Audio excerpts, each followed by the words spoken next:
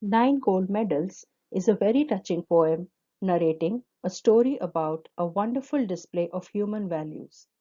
It has been written by David Roth, a famous American musician, songwriter, actor, author, and radio personality. The poem narrates an incident that takes place during the Special Olympics, which is held for sportspersons who are differently abled.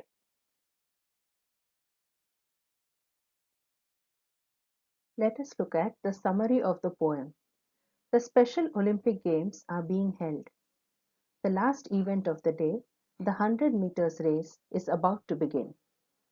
9 athletes are competing in the race. The race begins. One of the athletes stumbles and falls. At this, the other 8 athletes turn around, help him get up, and then all of them walk to the finish line together holding hands. All of them are declared winners and all of them are awarded gold medals. Hence, the title of the poem is Nine Gold Medals. Now let us read the poem slowly and understand the meaning. The athletes had come from so many countries to run for the gold, for the silver and bronze. Many weeks and months of training, all building up to the games.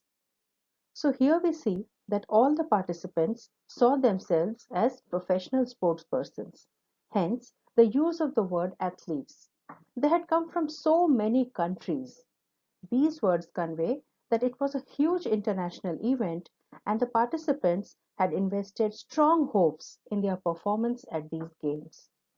These differently abled athletes had not come there simply to participate, but also with a definite purpose in mind. They were running to secure either the first, second, or third positions. They wanted either the gold, the silver, or the bronze. Many weeks and months of training means that they had trained hard, worked very hard for a great number of days, with days turning into weeks and weeks turning into months. And finally, all of their efforts had culminated into their participation today. All round the field, spectators were gathered, cheering on all the young women and men. So many people had come to watch the games, and they were seated all round the stadium surrounding the athletes. Now, who were these spectators? They could be sports enthusiasts, officials, friends, supporters, and family members of the participants. They were equally excited and they were cheering loudly and motivating the young women and men to do their best. Then the final event of the day was approaching, the last race about to begin. So now it was time for the last event. All the other events had been conducted and the winners had been declared. Now only the last event was left and preparations were on for it.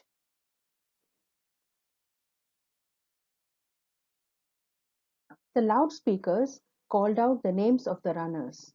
The 100 meters, the race to be run. And 9 young athletes stood there determined and poised for the sound of the gun. So the runners were all standing in readiness for the race. Their names were announced one by one to everyone in the stadium. The name of the event, the 100 meters race, was also announced. So, along with the spectators, the athletes also heard it and they stood there with complete focus and determination to win.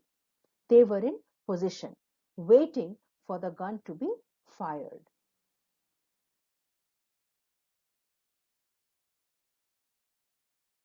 The signal was given, the pistol exploded, and so did the runners on hearing the sound.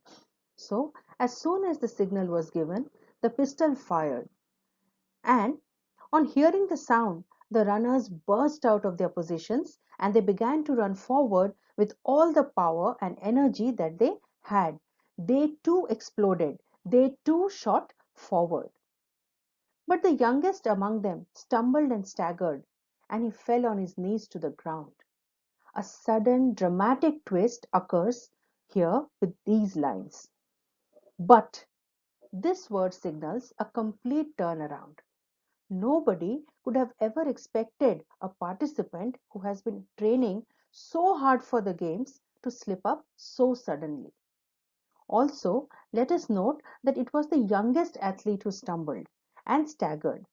Stumbled means to trip or momentarily lose one's balance, and staggered means to walk or to move unsteadily. The use of the word youngest allows us to conclude that in some way he was not as strong as the others. It also makes him the perfect symbol for the message of the poem, which we will discuss at the end. So, an absolute anticlimax takes place here. The athlete not only stumbled and staggered, but he fell on his knees to the ground. Here, the poet is creating a powerful visual image with powerful movements. First, we have sound imagery, that is, the announcements, the sound of the pistol. Then we have visual imagery, the athletes shooting forward. And then another powerful contrasting image, the youngest among them tripping, losing his balance, and then falling to the ground. And as he falls, the emotion in the poem also reaches a crisis situation. He's on his knees now, which means he's beaten. He has given up hope. Without even knowing it, he has surrendered to the situation. And we can excuse him for it. We empathize with him at this point because let us remember he's the youngest.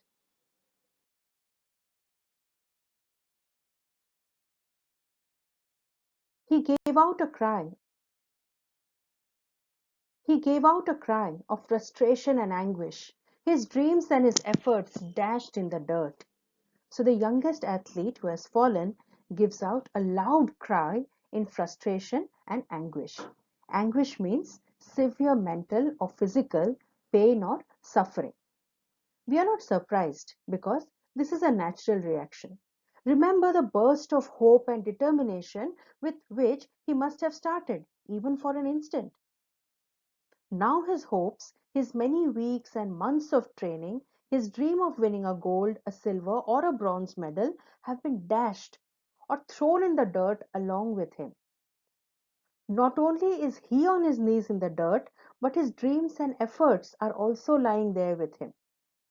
Also note that the poet uses the word dirt here instead of ground because it describes the situation and the boy's emotions so well. But as sure as I'm standing here telling the story, now it's a strange one. But here's what occurred. Again, the poet uses the word but twice. But tells us that there is yet another twist. The poet says, you see me, an actual person, standing here telling you the story. And I am telling you that what happened after that was very strange, but it is true. It seems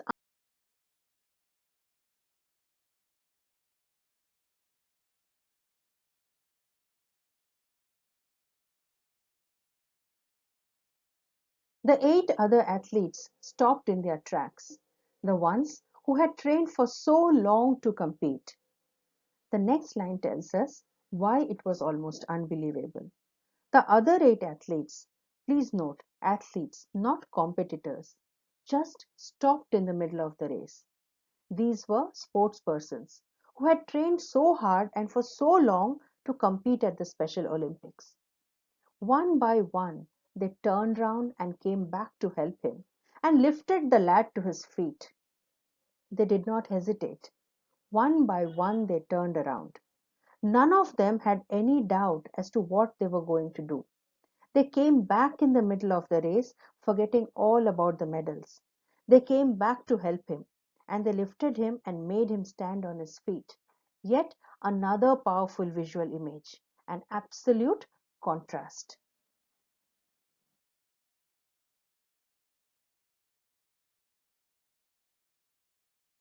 Then all 9 runners joined hands and continued.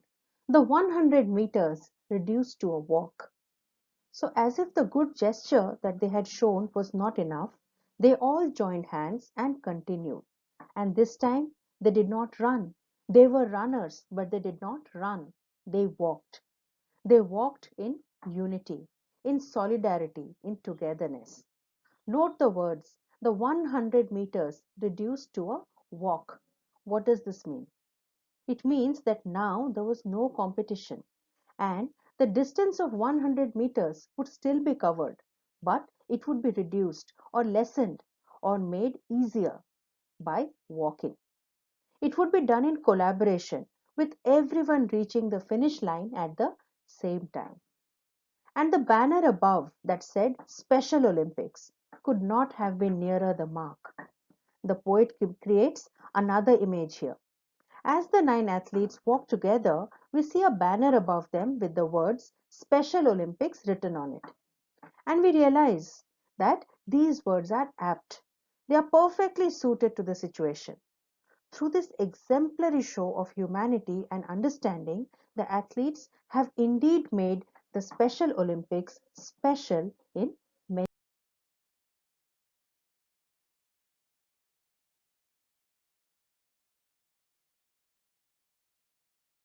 That's how the race ended.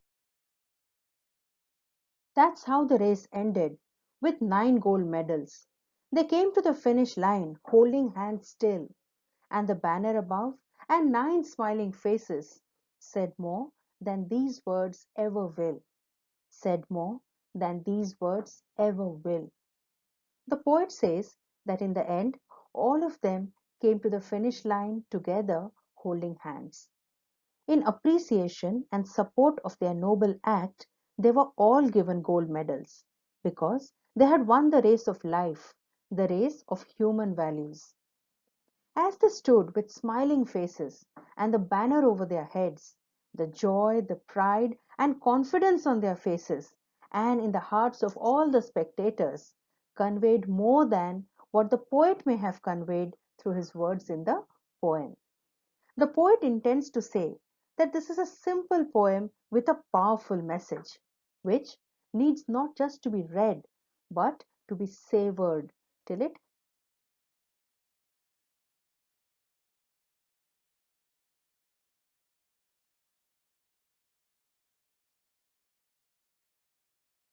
We will be discussing these questions in the class, so please go through them.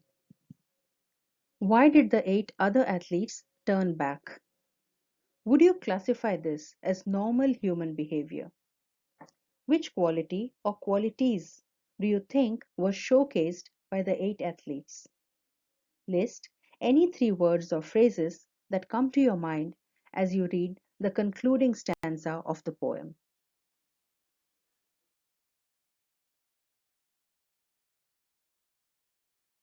I would like to convey my heartfelt gratitude to the various authors of the content on the web pages that I have referred to in order to refine my understanding of the topic.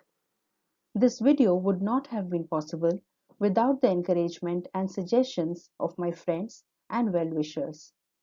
I have created this video in order to help students understand the topic independently and fervently hope that they find this useful. Suggestions and feedback are welcome. Please post them in the comments below. Thank you.